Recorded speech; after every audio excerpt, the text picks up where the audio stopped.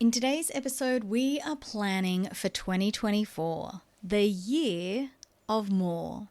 There is huge benefit in starting to think about and plan for your intentions of 2024 now. Firstly, and most importantly, this can be a time of year where we get bogged down in all the doing that needs to happen before Santa arrives. And secondly, this gives us an opportunity to switch on our creativity, our inspiration, and our vision. I'm pumped. Let's get started.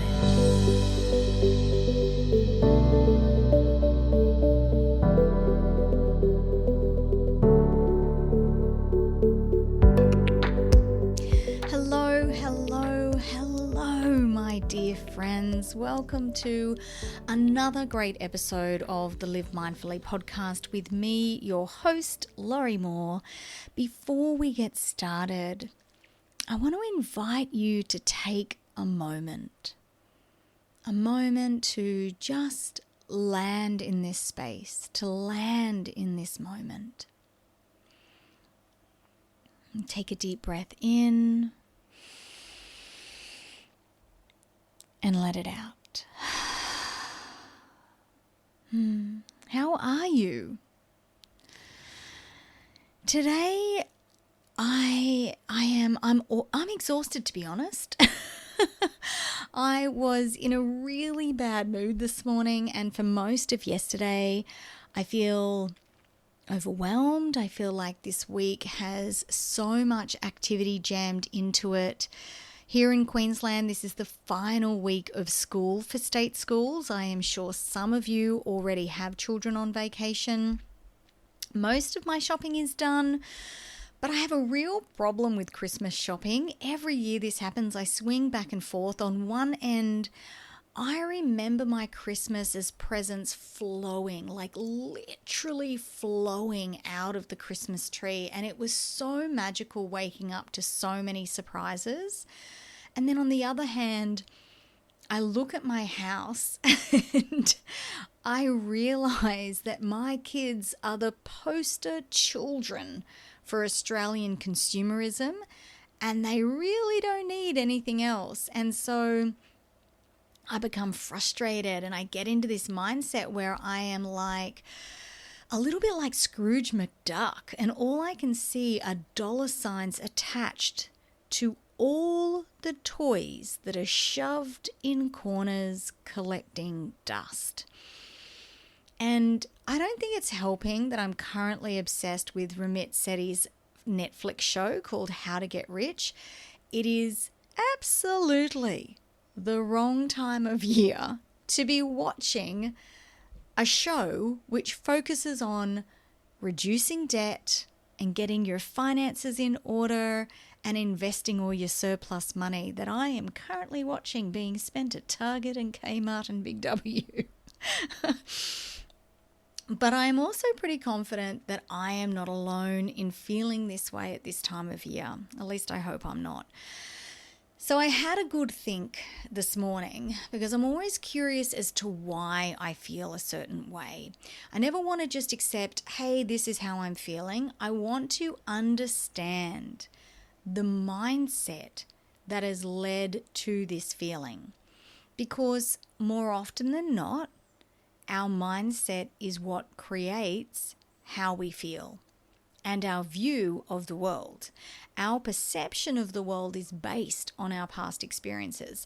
According to Neuroscience News, the brain's visual bias merges past and present stimuli, resulting in a perception that is often a distorted reality or a distorted representation of reality.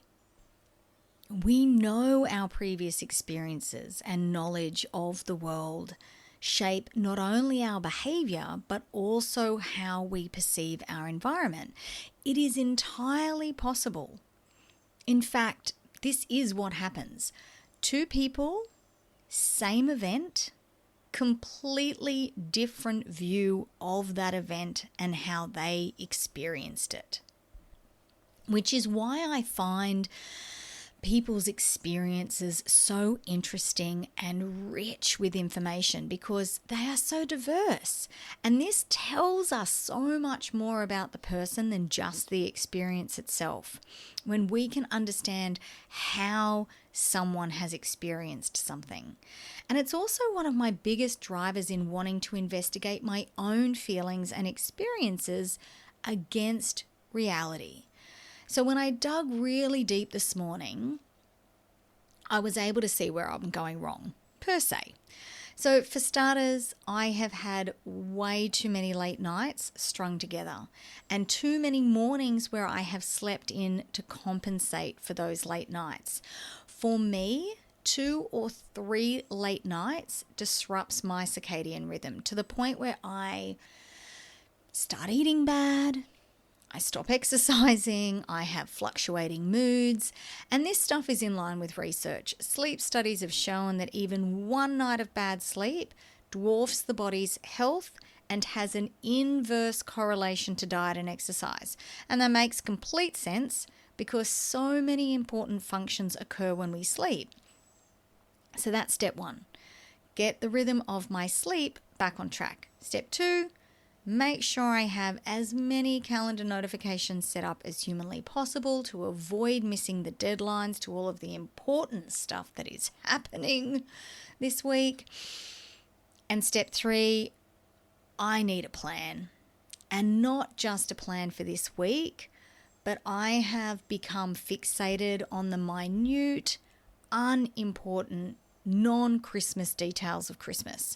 I have lost sight of my Christmas spirit. I've also locked myself out of the big picture.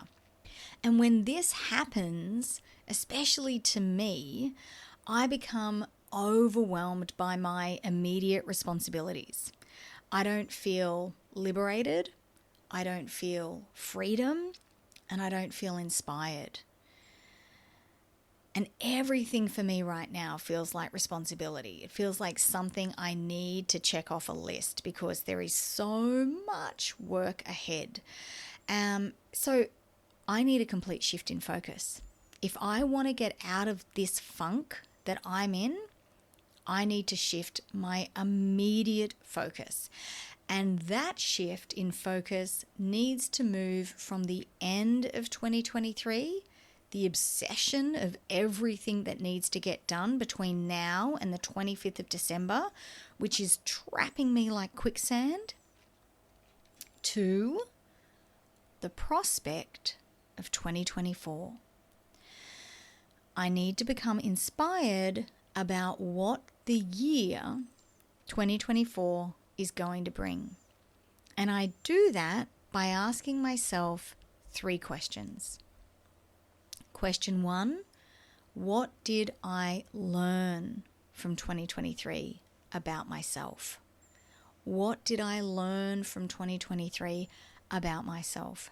This is a huge self-reflection question where you need to really dig deep into what your greatest teachings were from 2023, from you to you. What were your failings? Where did you not show up for yourself? Where did doubt creep in? And then what were you doing when those things happened? Is there a pattern?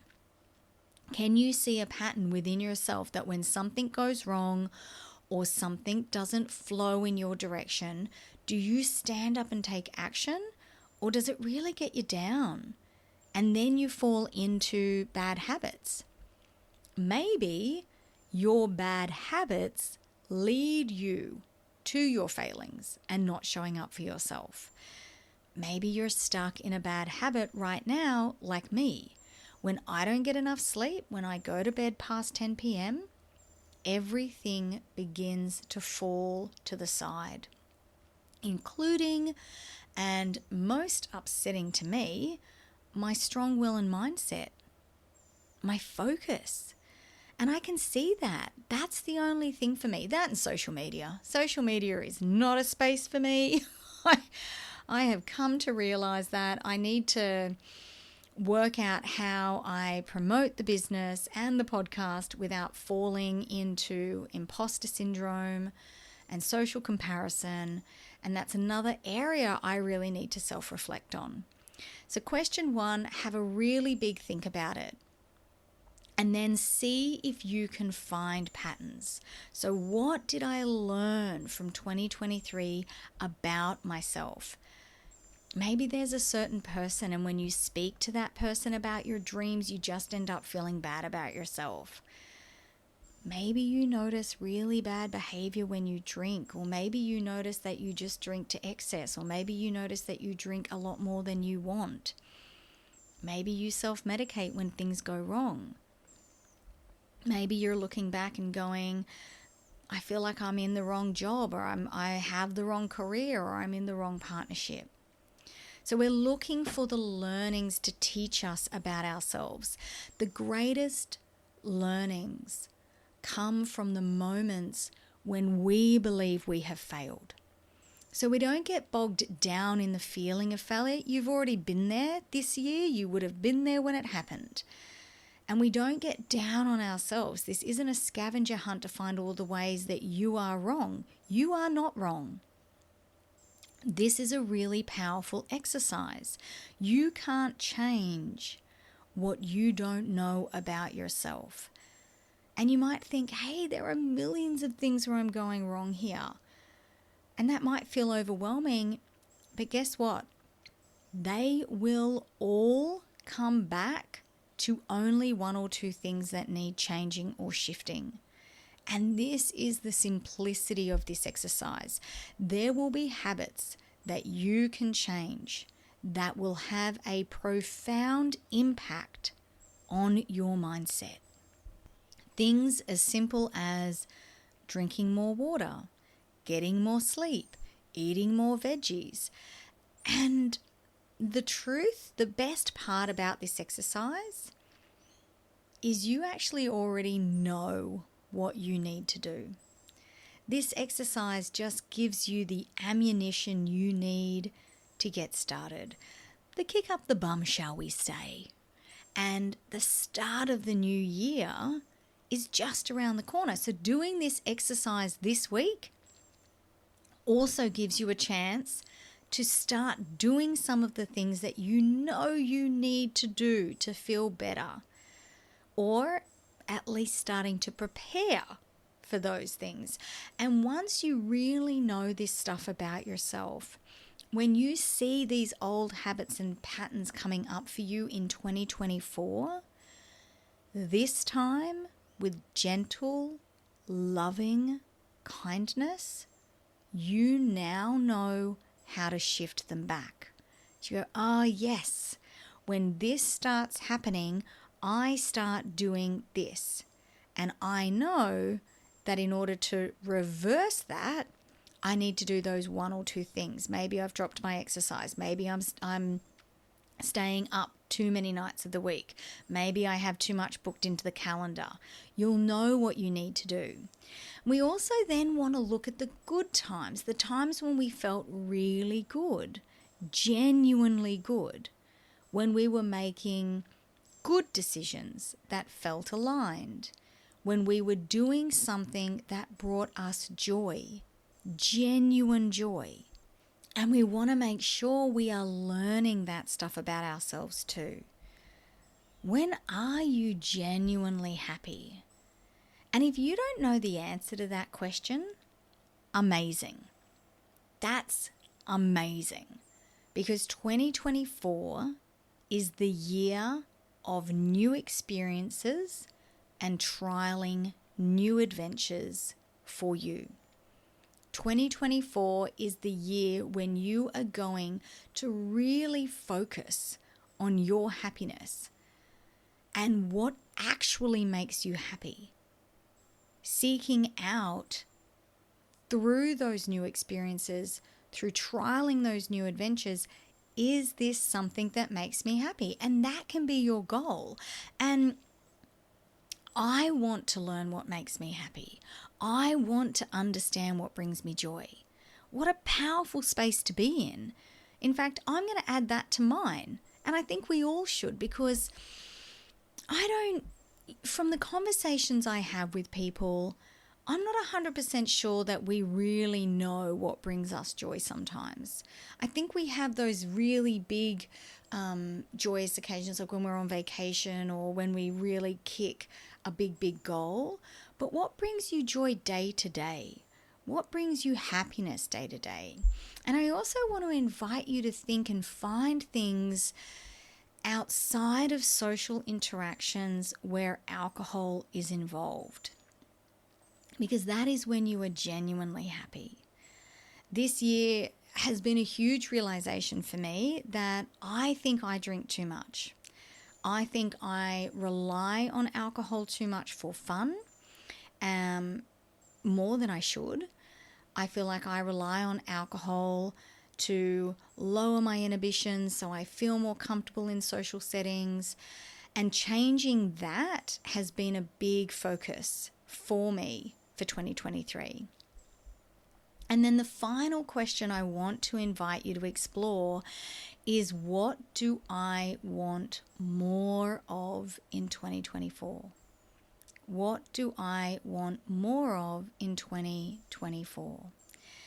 And this is a really big overarching question. For example, you might say, I want more freedom. Great. How?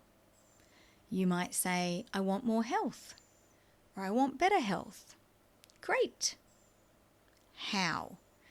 You might say, I want less drama and therefore I want more tranquility, more composure. Awesome. How? Question 3 becomes your roadmap. And this is the big picture stuff. This is the stuff that gets me excited, because the answer to this question is heavily derived from questions 1 and 2. Questions 1 and 2 give you clarity, and that's why they are important. Question 3 gives you big picture. But then you need to be realistic, and you need to start to get creative and inspired. How are you going to achieve what you want more of? Announcing it to yourself and out loud is one thing and an important step, but you're not going to get tranquility and peace when you continue to be all up in other people's business. You're not going to get tranquility and peace if you love finding faults and pointing them out. You need a mindset shift, right? You're not going to get freedom if you can't say no. You're not going to get freedom if you're a people pleaser. And you'll know this because of question 1 and 2. Health? Great. You need to start exercising. I hate exercise. Ugh, exercise? Okay. Don't think about it in limiting capacity. Think about, is there a sport you have been wanting to try? Do you love to dance? Join a dancing studio. Do you like swimming or gardening or walking for charity? Don't think of it as exercise in confined terms. Broaden your ideas on what exercise is. Exercise is just getting active.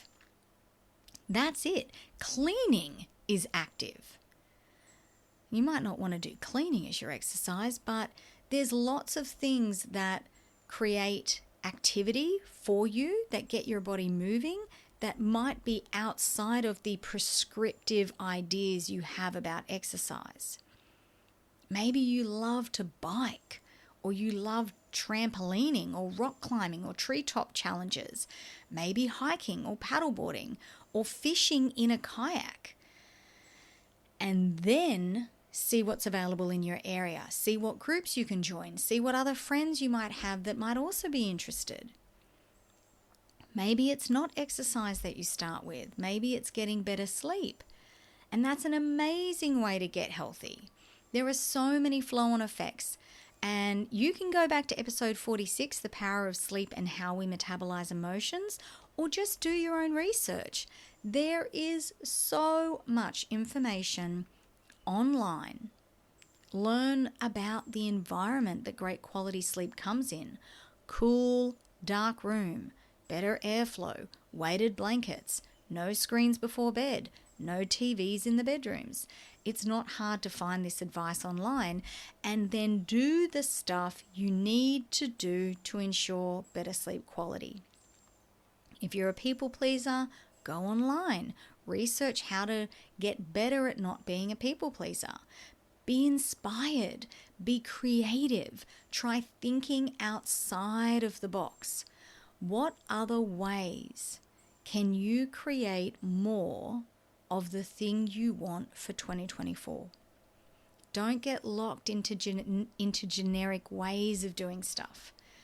Don't think to yourself, oh, this is how everyone does it, so I will too.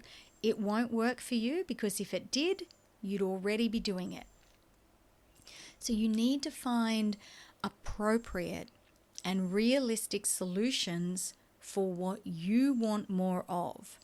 So when you come up with your first overarching idea, and truth be told, it has probably already entered your head, an idea of what you want more of, we really do already know this stuff about ourselves. And my suggestion would be to go with the very first thing that pops into your head, because that's really what you want more of.